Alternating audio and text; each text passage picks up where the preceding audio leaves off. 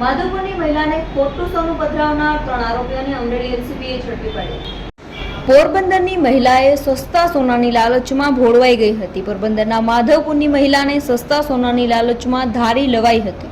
સસ્તામાં સોનું મેળવવાની લાલચમાં માધવપુરની મહિલાએ ₹7 લાખ ગુમાવ્યા હતા। માધવપુર ઘરે જઈને જોયું તો નકલી સોનું નીકળતા ધારી પોલીસ સ્ટેશનમાં ફરિયાદ નોંધાવી હતી। ધારીમાં ખોટું સોનું પધરાવી ફરાર થયેલા 3 આરોપીઓને અમરેલી એલસીબીએ ઝડપી પાડ્યા હતા। સસ્તામાં સોનું પધરાવતા જૂનાગઢ જિલ્લાના 3 આરોપીઓ દિલીપ જીવણ સોલંકી, ઈશ્વર ગંગારામ વાઘેલા અને આસિફ ભીખુશા રફાઈ ઝડપાયા હતા।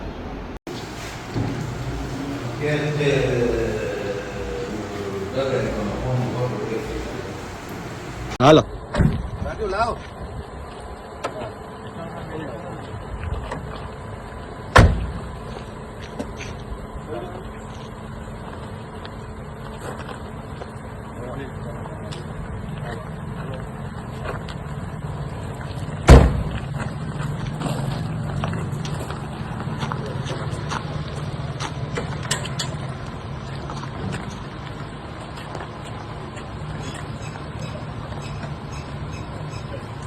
ત્યારે માંગરોળના 2 બાપુ આવ્યા હતા।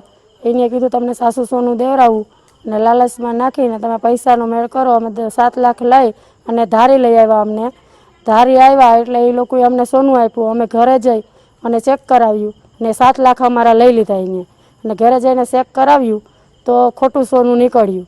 એટલે અમે સીધા ધારી પોલીસ સ્ટેશને આવ્યા, ફરિયાદ લખાવી અને ત્યાંથી પછી અમે અમરેલી એસપીમાં ગયા।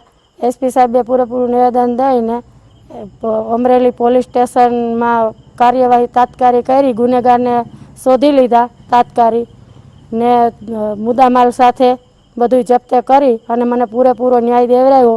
એ બદલ હું અમરેલી પોલીસ, જિલ્લા પોલીસનો અને એસપી સાહેબનો ખૂબ ખૂબ આભાર વ્યક્ત કરું છું।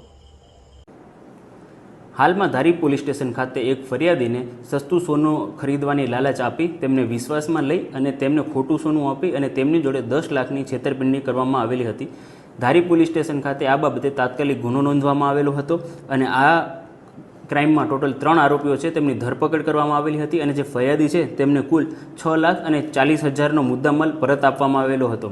આની સાથે જાહેર જનતાને એ પણ અપીલ છે કે જ્યારે પણ આવા ફ્રોડ કે ન્યુસન્સ આવતા હોય છે ત્યારે આવી લાલચમાં ન આવે અને જો તમને કોઈક પણ આવી લાલચ આપે તો તરત નજીકના પોલીસ સ્ટેશનનો સંપર્ક કરવો।